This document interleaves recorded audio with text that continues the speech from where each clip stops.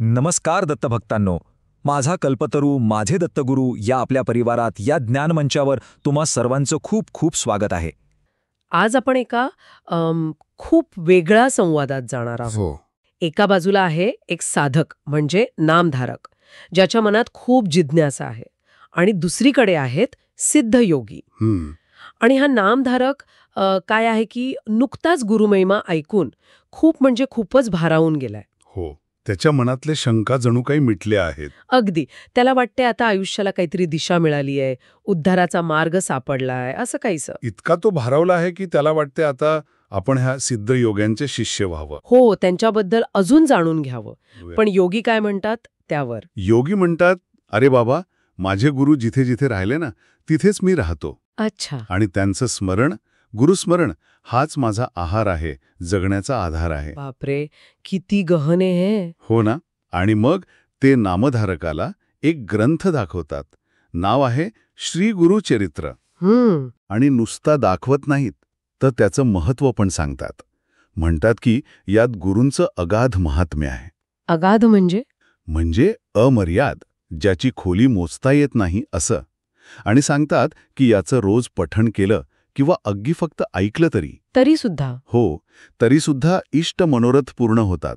म्हणजे मनातल्या चांगल्या इच्छा. अच्छा. नुसत्या इच्छाच नाहीत, तर ज्ञान मिळतं, ऐश्वर्य मिळतं, सुख मिळतं.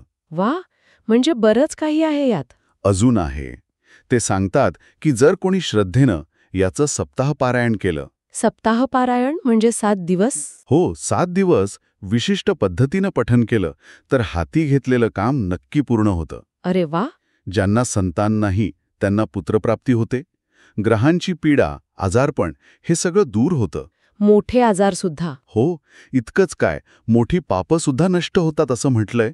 बंधनातून मुक्ती मिळते. आणि सगळ्यात महत्वाचं म्हणजे आयुष्य, आरोग्य आणि चांगली बुद्धी म्हणजे सद्बुद्धी लाभते. बरोबर. आता हे सगळं ऐकून नामधारकाला काय वाटलं असेल?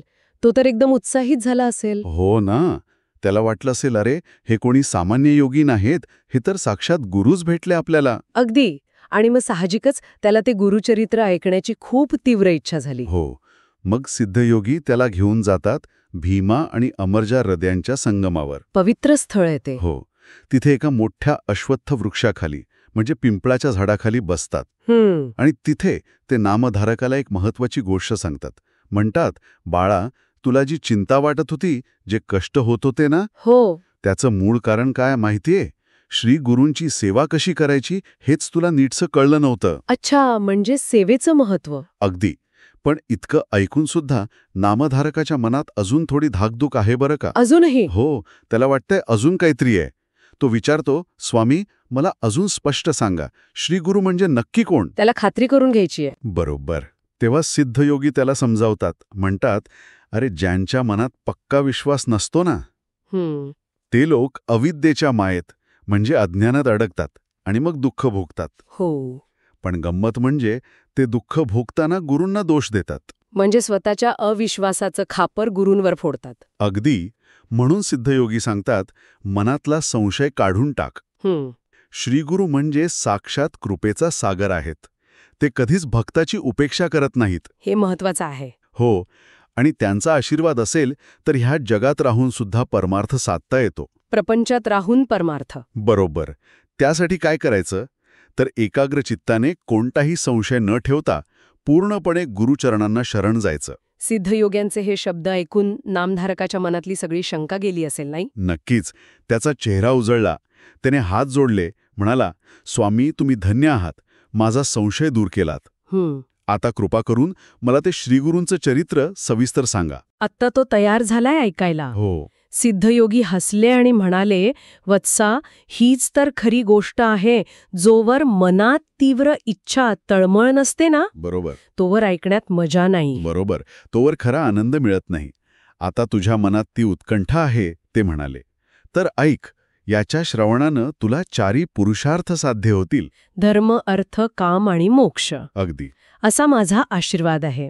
चला तर मग आपण पण ऐकूया ही कथा. हो, नक्कीच. ठीक आहे. तर ही कथा म्हणजे हा जो भाग आहे गुरुचरित्रातला, याच्या मागे एक पार्श्वभूमी आहे. ती समजून घेतली ना की पुढचं सोपं होतं. अच्छा. काय आहे ती पार्श्वभूमी? असं मानतात की कलियुगात म्हणजे आत्ताच्या काळात तिन्ही देव ब्रह्मा विष्णू महेश हे एकाच रूपात मनुष्य म्हणून आले. तिन्ही देव एकाच रूपात. हो, आणि तेच रूप म्हणजे श्रीगुरू. पण हे कसं शक्य आहे? म्हणजे ब्रह्मा विष्णू महेश तर वेगळे देव आहेत ना? हाच मुद्दा आहे. बघ, मूळ जे तत्व आहे परमतत्व ज्याला ब्रह्म म्हणतात ते तर निर्गुण निराकार आहे. त्याला रूप नाही, गुण नाही. हे ऐकलं आहे. पण या जगात या प्रपंचात 3 स्वाभाविक गुण आहेत: सत्वगुण, रजोगुण आणि तमोगुण. हो.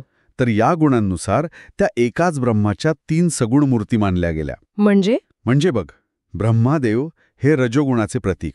त्यांच्याकडे निर्मितीचं काम आहे, सृष्टी निर्माण करण्याचं. बरोबर. भगवान विष्णू हे सत्वगुणाचे प्रतीक. ते सृष्टीचं पालन करतात, सांभाळ करतात. आणि तिसरे रुद्र किंवा महेश म्हणजे शंकर, ते तमोगुणाचे प्रतीक. त्यांच्याकडे संहार म्हणजे लय करण्याचं काम आहे. निर्मिती, पालन आणि संहार हे तिघं मिळून चक्र चालवतात. अगदी बरोबर. जरी त्यांची कामं आणि रूपं वेगळी दिसत असली तरी मुळात ते एकच आहेत. अच्छा. आणि ते परमात्म्याच्या मोठ्या योजनेत आपापली भूमिका घेतात. आणि याच गरजेतून जेव्हा पृथ्वीवर अधर्म वाढतो, दुष्टांचं प्रमाण वाढतं, बरोबर, भक्तांचं रक्षण करायला आणि धर्माची स्थापना करायला ते वेगवेगळ्या रूपात येतात. यालाच आपण अवतार म्हणतो. यात पण भगवान विष्णूंनी जे 10 अवतार घेतले त्याची कथा जास्त प्रसिद्ध आहे. हो, दशावतार. अगदी. आणि गंमत म्हणजे ह्या दशावतारांची कथा अंबरीश नावाच्या एका व्यक्तीच्या प्रसंगातून सुरू होते. अंबरीश हे नाव ऐकलंय. राजा होता ना तो? काही ठिकाणी राजा म्हटले, काही ठिकाणी ब्राह्मण. पण महत्वाचं काय तर तो मोठा विष्णू भक्त होता. अच्छा. एकादशीचं व्रत तो अत्यंत निष्ठेनं करायचा, पूर्ण दिवस देवाच्या चिंतनात. आता या व्रताचा एक नियम आहे. एकादशीच्या दुसऱ्या दिवशी म्हणजे द्वादशीला सूर्योदयानंतर ठराविक वेळेत उपवास सोडायचा असतो. त्याला पारणं म्हणतात. हो, पारणं सोडणे. पण त्यात पण एक अट आहे. जर पारणाच्या वेळेआधी घरी कोणी पाहुणा आला, अतिथी आला, तर त्याला आधी जेवायला द्यायचं. बरोबर. अतिथी देवो भव. त्याला जेवू घातल्याशिवाय आपण जेवायचं नाही. नियम पाळणं खरंच कठीण असणार. आणि हे किती महत्वाचं आहे ते पुढच्या घटनेत दिसतं. एके दिवशी काय झालं, दुर्वास ऋषी, ते तो खूप रागीट होते असं ऐकलंय. हो, शीघ्रकोपी म्हणून प्रसिद्ध होते. त्यांनी ठरवलं अंबरीशाची परीक्षा घ्यायची. अच्छा. आणि गंमत बघ, त्या दिवशी द्वादशीची तिथी सूर्योदयानंतर फक्त घटकाभरच होती. म्हणजे आजच्या हिशोबाने साधारण 24 मिनिटं. अरे बापरे, इतकं कमी वेळ? हो, म्हणजे व्रत पाळायचं तर त्याच वेळेत जेवण गरजेचं होतं, नाहीतर व्रत मोडलं असतं. आणि अगदी नेमकं याच वेळी दुर्वास ऋषी अंबरीशाकडे आले. आता आली का पंचायत? हो ना. अंबरीशाने त्यांचं स्वागत केलं, आदरानं बसवलं. पण मनात धाकधूक सुरू झाली असेल, वेळ जातोय म्हणून. बरोबर. त्याने नम्रपणे ऋषींना विनंती केली, महाराज, द्वादशीची वेळ संपत आली आहे. आपण स्नान वगैरे करून लवकर या, म्हणजे मला वेळेत पारण करता येईल. पण दुर्वास ऋषी काही मुद्दामच उशिरापर्यंत नदीवर थांबले. ते आलेच नाहीत लवकर. म्हणजे ते मुद्दाम करत होते असं दिसतंय. तरी आता अंबरीश सापडला धर्मसंकटात. एका बाजूला व्रत मोडायची भीती आणि दुसऱ्या बाजूला अतिथी येण्याआधी जेवल्याचा दोष लागण्याची भीती. काय करावं? फारच कठीण प्रसंग होता हा. मग त्याने एक युक्ती केली. विचार केला की ऋषी यायच्या आधी पूर्ण जेवण तर नाही करता येणार, तो अपमान होईल. बरोबर. पण व्रतही मोडू द्यायचं नाही, म्हणून त्याने काय केलं, फक्त तीर्थप्राशन केलं. तीर्थ म्हणजे पवित्र पाणी? हो. देवाला अर्पण केलेलं पाणी शास्त्रानुसार नुसतं पाणी पिणं हे जेवण नाही मानलं जात. अच्छा. पण त्याने उपवास सोडल्यासारखा पण झाला. म्हणजे व्रतभंग टळला आणि अतिथी आधी जेवल्याचा दोष पण लागला नाही, असं त्याला वाटलं. हुशारी केली त्याने. हो. असं करून त्याने ऋषींसाठी छान पंचपक्वान्नांचं जेवण तयार ठेवलं आणि वाट बघू लागला. पण दुर्वासांना हे कळलं असणार. तेच तर. ते परत आले आणि त्यांनी पाहिलं की अंबरीशानं तीर्थप्राशन करून एक प्रकारे पारणं उरकले. झाले. म्हणजे त्यांचा राग अनावर झाला असेल. अगदी. त्यांचा पारा चढला. एकदम क्रोधाने लाल झाले. म्हणाले, अरे दुष्ट अंबरीशा, मी अतिथी आलो असताना मला न विचारता माझ्या आधी तू भोजन म्हणजे ते तीर्थ केलंस. पण ते भोजन नव्हतं ना. तेच तर. पण दुर्वासांनी ते तसं घेतलं नाही. ते म्हणाले, हा माझा घोर अपमान आहे. याबद्दल मी तुला शाप देतो. अरे देवा. की तू फक्त मनुष्य नाही तर सगळ्या 84 लक्ष योनींमध्ये जन्म घेशील. केवढा भयंकर शाप. बापरे, हा शाप ऐकून अमरीश तर कोसळलाच असेल. अगदी. तो बिचारा रडू लागला, देवाची प्रार्थना करू लागला आणि आपल्या भक्ताची ती केविलवाणी अवस्था बघून भगवान विष्णू आले असतील. हो, वैकुंठातून भगवान विष्णू क्षणात तिथे प्रकट झाले. वा. विष्णूंनी दुर्वासांना शांत करायचा प्रयत्न केला. म्हणाले, ऋषीवर्य, हा माझा भक्त आहे, त्यानं तुमची वाट पाहिली, पण व्रताचा काळ संपत होता म्हणून केवळ तीर्थ घेतलं. तुम्ही त्याला उगाच एवढा कठोर शाप दिला. आणि मग ते म्हणाले, भक्ताचं रक्षण करणं माझं कर्तव्य आहे, त्यामुळे त्याचा शाप मी भोगेन. काय, देवाने स्वतःवर घेतला शाप? हो, भक्तासाठी देवानं स्वतः शाप भोगायला तयारी दाखवली. पण दुर्वास ऋषी तर ज्ञानी होते, त्यांना हे पटलं का? त्यांना राग आला होता, पण ते ज्ञानी होते. विष्णूंचं बोलणं ऐकून आणि कदाचित परिस्थिती बघून त्यांच्या मनात वेगळा विचार आला. काय विचार आला असेल? त्यांच्या लक्षात आलं की हा शाप वरवर जरी शिक्षा वाटत असली तरी यातून एक मोठी योजना साधता येईल. मोठी योजना? हो, भविष्यात पृथ्वीवर जेव्हा जेव्हा अधर्म वाढेल तेव्हा दुष्टांना शिक्षा द्यायला आणि भक्तांना वाचवायला भगवंताला अवतार घ्यावे लागतील. हा शाप म्हणजे त्या अवतार कार्यासाठी एक निमित्त ठरू शकेल. लोकांना देवाचं दर्शन सहजासहजी होत नाही. बरोबर. पण अवताराच्या रूपानं ते शक्य होईल. त्यामुळे विष्णूंनी हा शाप भोगून अवतार घेणं हे लोकांच्या कल्याणाचं आहे असं त्यांना वाटलं. म्हणजे शापातून सुद्धा त्यांनी चांगला अर्थ काढला. अगदी.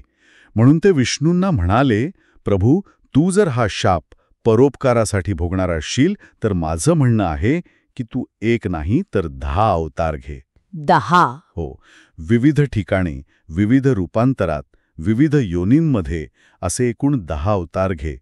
आणि विष्णूंनी ते मान्य केलं.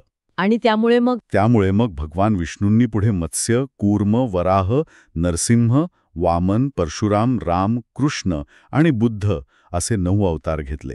आणि 10वा कल्की अवतार भविष्यात होईल असं मानलं जातं. तर अशी ही दशावतारांची कथा, जी अमरीश आणि दुर्वासांच्या या प्रसंगातून सुरू झाली. बरोबर.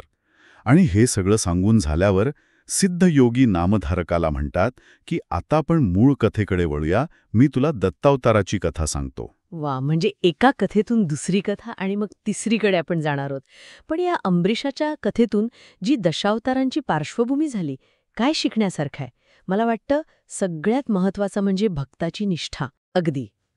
अमरीशाची भक्ती इतकी पक्की होती की देव स्वतः धावून आला, त्याचा शाप स्वतःवर घेतला. हे खूप मोठं आहे. आणि दुसरं म्हणजे सिद्धयोग्यांनी जे सांगितलं होतं ते आठवलं, गुरु किंवा देव आपल्या भक्तांची कधी उपेक्षा करत नाहीत. बरोबर. श्री गुरु कृपेचा सागर आहेत हे इथे सिद्ध होतं. अमरीशानं नकळत चूक केली असेल पण देवानं त्याला सावरलं, हे नामधारकासारख्या साधकांसाठी खूप आश्वासक आहे. हो ना. सुरुवातीला थोडी शंका असते मनात, पण हे ऐकून विश्वास वाढतो. आणि तिसरा मुद्दा म्हणजे अवताराची कल्पना. देव पृथ्वीवर का येतात, कसे येतात याचं एक कारण इथे मिळतं. आणि दुर्वासांचा शाप, जी एक नकारात्मक घटना वाटते, हो, तीच प्रत्यक्षात एका मोठ्या कार्याची सुरुवात ठरली. म्हणजे दशावतारांची पार्श्वभूमी तयार झाली. म्हणजे कधीकधी संकटसुद्धा चांगल्या गोष्टींसाठी निमित्त ठरू शकतात. अगदी, मोठ्या योजनेचा भाग असू शकतात. This brings up a deep thought, isn't it, की जे घडतं ते ठरलेलं असतं की एखाद्या घटनेमुळे घडतं. खरे, हा शाप नसता तर अवतार झाले नसते का?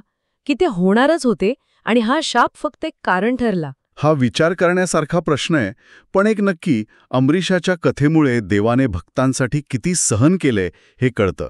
आणि हे ऐकून नामधारकाचा विश्वास नक्कीच वाढला असेल. हो, कारण त्याच्या मनात जो संशय होता की गुरु माझी काळजी घेतील का, तसं आपल्याही मनात येतो कधी-कधी. हो, कठीण प्रसंगी. पण ही कथा सांगते की श्रद्धा असेल तर मार्ग निघतोच, मदत मिळतेच. सिद्धयोगी जे म्हणाले होते ना, प्रपंचात राहून परमार्थ साधता येतो, हो, ते अमरीशाच्या उदाहरणातून पटतं. तो राजा असूनही भक्त होता. म्हणजे अट फक्त एकाच गोष्टीची आहे, दृढ विश्वास आणि शरणागती. बरोबर. मग कठीण परिस्थितीतही मार्ग दिसतो आणि कृपा अनुभवता येते. सिद्धयोग्यांचा तो सल्ला किती महत्वाचा आहे. एकाग्रतेने, निसंदेह होऊन सर्व भावे गुरुचरणांना शरण जा. हेच सारं यातून मिळणारं. आणि श्रोत्यांसाठी जाता जाता एक विचार, या कथेत बघा, एका ऋषीच्या शापामुळे देवाला अवतार घ्यावा लागले. यात किती गोष्टी एकत्र आल्यात. भक्ताची श्रद्धा, ऋषीचं सामर्थ्य आणि राग, आणि देवाची योजना, यांचं नातं किती गुंतागुंतीचं आहे. खरंय. नियती आणि माणसाचं किंवा ऋषीचं कर्म यात काय संबंध असतो? दुर्वासांचा शाप ही नियती होती की फक्त एक निमित्त ज्याचा उपयोग देवानं आपल्या योजनेसाठी केला? ह्यावर विचार करायला हवा. नक्कीच आपल्या आयुष्यातल्या घटनांकडे बघण्याचा एक वेगळा दृष्टिकोन मिळू शकतो यातून. अगदी. आमच्या माझा कल्पतरू माझे दत्तगुरू या परिवाराशी जोडले जा. चॅनलला सबस्क्राईब करा, म्हणजे हा ज्ञानप्रवाह असाच अखंड सुरू राहील. श्री गुरुदेव दत्त. अवधूत चिंतन. श्री गुरुदेव दत्त.